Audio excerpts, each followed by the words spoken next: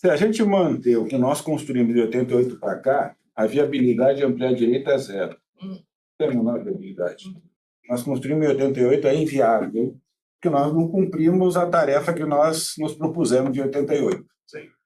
Que foi criar um Estado social, que construímos bem, mas não demos a resposta econômica do financiamento desse Estado. Nós não tínhamos força para fazer isso e não o fizemos. Quando a gente sai da crise inflacionária, engendrando um sistema de transferência de renda interessante, de concentração de renda, então uma coisa relativamente interessante de concentração de renda. O Plano Real reorganiza esse sistema e, de alguma forma, se associa ao financiamento do Estado Social por meio da dívida. E nós criamos um sistema de transferência de renda fantástico, mais sofisticado do que a inflação, que é financiar o Estado Social com dívida pública. E aí, associado política monetária, que nós levamos uma porrada em 2017, que não foi a reforma trabalhista só, foi uma porrada de estruturação do sistema. Ou seja, aquilo que vocês estão querendo fazer de mexer em 88, no que nós construímos para cá, chega, acabou, né? Deu. Né? 7-1. 7-1. Foi 7-1, perdemos. E na nossa trajetória surgiu um vírus que nos salvou. Que era para a gente estar com o capitão aqui ainda, sendo concluído o projeto deles. E o vírus nos salvou. Criou uma situação política, conseguimos, pelas coisas inéditas, né, que a gente não consegue recuperar a capacidade política, e tivemos um preso que virou presidente. Também é uma coisa inédita, inimaginável em 2020, 2021, né, se a gente pensar.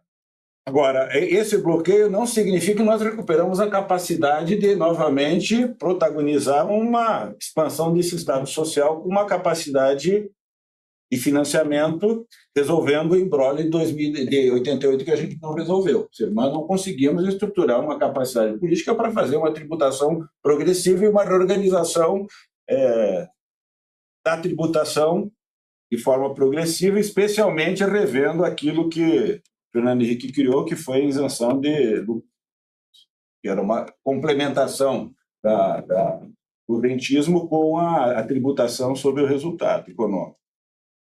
Então, objetivamente, gente, o nosso campo é incapaz, até agora, de mexer nisso. Conseguimos agora, o ano passado, digamos, pegar uma lasquinha, né? Uma lasquinha pequena, mas longe de começar uma discussão efetiva de tributação da renda progressiva.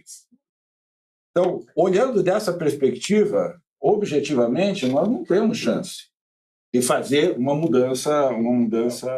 Segundo, é que esta onda de distribuição dos direitos não é uma onda do Brasil, é uma onda no mundo. Ou seja, dos anos 80 até a crise de 88 e mais a próxima pandemia, a varredura no mundo é de distribuição geral, né? Eu lembro do último levantamento que eu vi da OIT, dava 140 países que tinham feito reformas trabalhistas, né? Contrato, renda, aquela coisa toda. Aí 70% eram regressivas. E até lá. Aí vem a crise de 2008 e a gente começa a recuperar alguma capacidade de reverter. Em nenhum caso a gente conseguiu reverter para cima, né? Nós conseguimos reverter parte do que nós perdemos, mas não conseguimos reposicionar para um outro padrão. Por quê?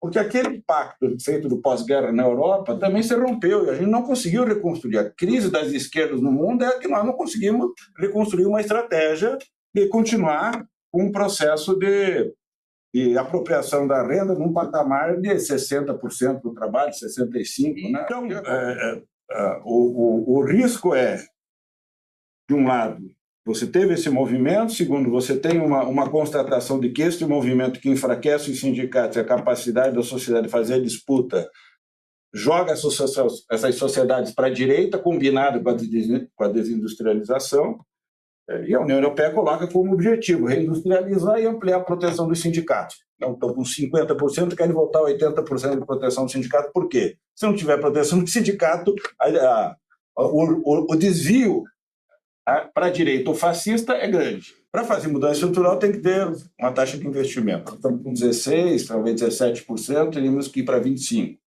Para ficar assim na rabeira do que a China faz de investimento, né, 40%, mas ele já poderia fazer transformações estruturais. Bom, com este Congresso, qual é a chance de fazer isso? Nenhum. Objetivamente nenhum. Tá? Então, nós temos que mudar o Congresso. Então, tem aquelas coisas todas que a gente sabe. Eu tenho que criar uma engenharia política capaz de convencer esse Congresso a fazer algumas mudanças. Né?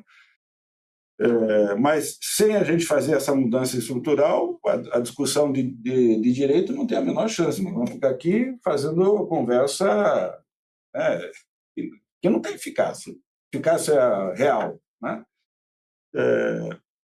Então, do ponto de vista da geração de capacidade econômica para fazer as transformações estruturais no mundo do trabalho, é investimento, indústria e atuação do Estado na expansão das políticas sociais. Portanto, a capacidade econômica de fazer a organização disso que a gente chama, né?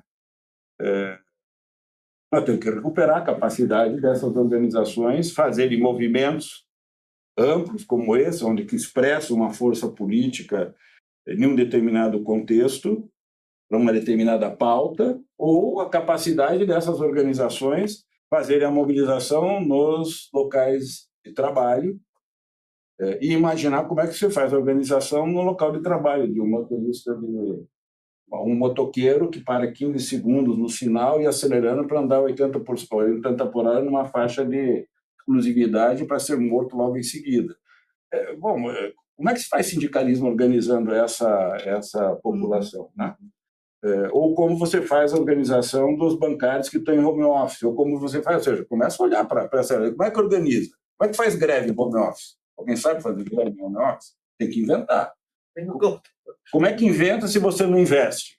Como é que investe? Tem que juntar as pessoas, se encontrar, conversar, pensar, testar, fazer. Ou seja, tem um custo, tem um investimento para fazer a organização avançar.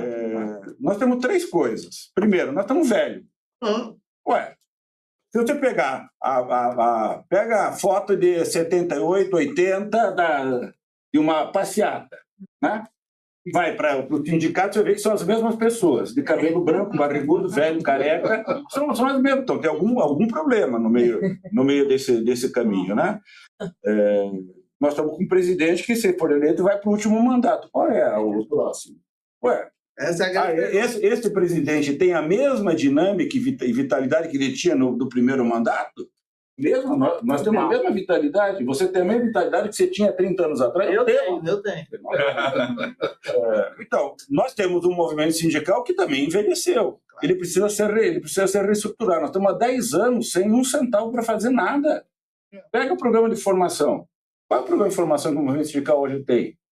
Em 1990, nós montamos um programa de formação que durava mais ou menos 8 semanas, em regime de internato, mais uma viagem internacional de 3 semanas. Nós formamos 5.000 dirigentes sindicais, que boa parte até hoje na frente do movimento sindical. Lá para cá não teve mais nenhum investimento desse tipo. Como é que você forma quadros? Como é que você pega um peão de uma empresa e coloca para dirigir um sindicato e formula resposta para isso que nós formulamos aqui? Do que? Do zero? Passa a ser o trabalhador que vai ter capacidade de fazer essa renovação? Vai, gente. Então tem que investir. Ou seja, esse movimento sindical está com dificuldade de investir e formular suas ações. Por que as empresas inovam? Porque investem. A empresa que não investe perde. Se a gente abrir a discussão com o movimento sindical, que é qual é a estrutura sindical necessária, não vamos dar um passo. Não. Agora, se disser, qual é o modelo de negociação? Qual é o modelo de negociação para os aplicativos?